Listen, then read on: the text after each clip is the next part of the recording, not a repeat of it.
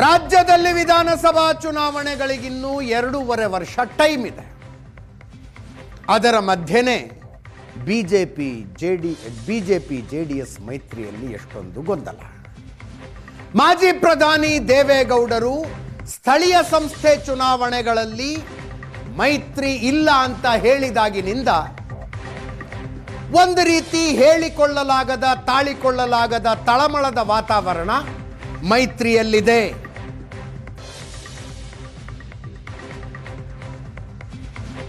ಕುಮಾರಸ್ವಾಮಿ ಅವರು ಮುಖ್ಯಮಂತ್ರಿ ಆಗುವ ಬಗ್ಗೆ ನಿಖಿಲ್ ಕುಮಾರಸ್ವಾಮಿ ಹೇಳಿಕೆ ಕೊಟ್ಟರು.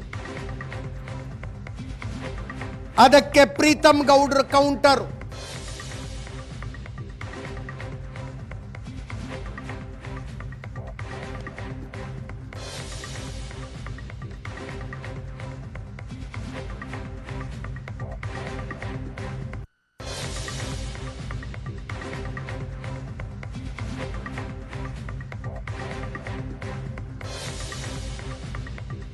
ನಿಖಿಲ್ ಕುಮಾರಸ್ವಾಮಿ ಮಾತಿಗೆ ಪ್ರೀತಮ್ ಗೌಡ್ರು ಟಕ್ಕರ್ ಕೊಟ್ರು.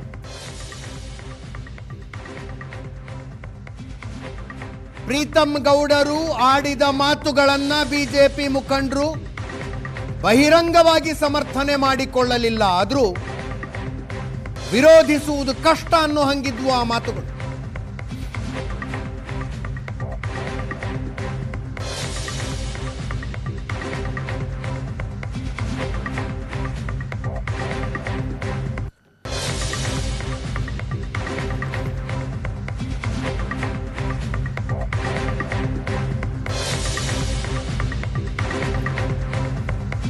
ಕುಮಾರಸ್ವಾಮಿ ಅವರಿಗೆ ಮತ್ತೊಂದು ಅವಕಾಶ ಕೊಡಿ ಅಂತ ಕೇಳಿದ್ರು ನಿಖಿಲ್.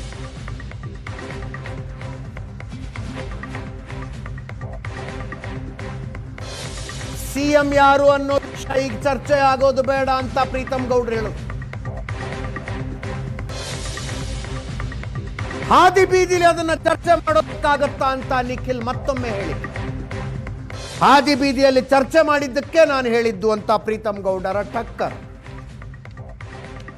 ಕೇಳಿಸ್ಕೊಳ್ಳಿ ಅವನ್ನೆಲ್ಲ. ಒಂದು ಮೈತ್ರಿ ರಾಷ್ಟ್ರೀಯ ಮಟ್ಟದಲ್ಲಿ ಆಗುವಂತ ವಿಚಾರ, ಕನಿಷ್ಠ 50% ಸೀಟು ಭಾರತೀಯ ಜನತಾ ಪಾರ್ಟಿಯ ಕಾರ್ಯಕರ್ತರಿಗೂ ಟಿಪಿ ಆಗಲಿ ZP ಬಿಟ್ಕೊಡುತ್ತೆ. ಅದ್ರ ತೀರ್ಮಾನ ಮಾಡೋದಕ್ಕೆ ಪ್ರೀತಮ್ ಗೌಡನ್ ಕೈಲಿ ಶಕ್ತಿ ಇಲ್ಲ, ಅಥವಾ ನಿಖಿಲ್ ಕುಮಾರಸ್ವಾಮಿ ಕೈಲಿ ಶಕ್ತಿ ಇಲ್ಲ.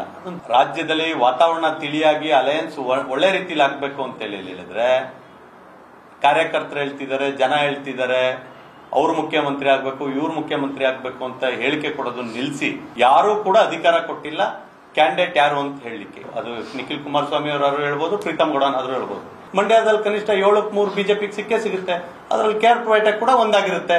ನಾನು ಹೇಳ್ತೀನಿ, ಅದ್ರ ತೀರ್ಮಾನ ಮಾಡುವಂತ ಕೇಂದ್ರದ ನಾಯಕರು ಗೆಲುವಿನ ಮಾನದಂಡ ಆಗಿಟ್ಕೋಬೇಕು ಹೊರತು ನಮ್ಗೆ JDS ಸೀಟು ಈ ಮಾನದಂಡ ಆಗ್ಲಿಕ್ಕೆ. ಹಾದಿ ಬೀದಿಲಿ ಚರ್ಚೆ ಮಾಡುವಂತ ವಿಚಾರನ ಇದು.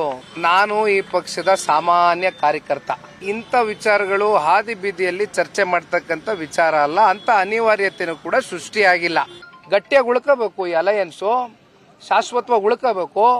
ಎರಡು ಪಕ್ಷದ ಕಾರ್ಯಕರ್ತರುಗಳ ಸಮ್ಮಿಲನ ಮತ್ತಷ್ಟು ಗಟ್ಟಿಯಾಗಬೇಕು ಅಂತಕ್ಕಂಥದ್ದು ನಿಮ್ಮಲ್ಲೇನಾರಿದ್ರೆ ಬನ್ನಿ, ಕೂತ್ಕೊಳ್ಳಿ. ಕುಮಾರಣ್ಣನ ಮನೆ ಬಾಗಿಲು ಯಾವಾಗಲೂ ಕೂಡ ನಿಮಗೆ ತೆರೆದಿರ್ತದೆ, ಕೂತ್ ಚರ್ಚೆ ಮಾಡುವ. ನನ್ನ ಚುನಾವಣೆಯ ಸೋಲಿನ ಮೇಲೆ ನನ್ನ ರಾಜಕಾರಣದ ನಾಯಕತ್ವ ಸೃಷ್ಟಿಯಾಗುತ್ತೋ ಅಥವಾ ಸೃಷ್ಟಿ ಆಗಿಲ್ವೋ ಅಂತಕ್ಕಂಥದ್ದು ನಿರ್ಣಯ ಆಗೋದಿಲ್ಲ.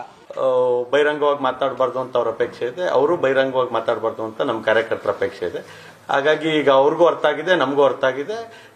NDA ನೇತೃತ್ವದಲ್ಲಿ ತೀರ್ಮಾನ ಆಗಂತ ಡೆಲ್ಲಿಲಿ ಯಾವುದೇ ಟಿಕೆಟ್ ವಿಚಾರನೂ ಮಾತಾಡಬಾರ್ದು, ಮುಖ್ಯಮಂತ್ರಿ ಯಾರು ಅನ್ನೋಂಥದ್ದು ಮಾತಾಡಬಾರ್ದು ಅನ್ನೋಂಥದ್ದು ಅವ್ರಿಗೂ ಮನವರಿಕೆ ಆಗಿದೆ, ನಮಗೂ ಗೊತ್ತಿತ್ತು.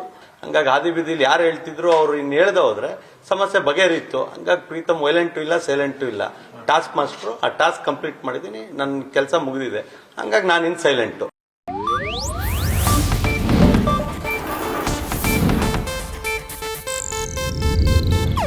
ಇದು ಏಷ್ಯಾನೆಟ್ ನ್ಯೂಸ್ ನೆಟ್ವರ್ಕ್ ಪ್ರಸ್ತುತಿ.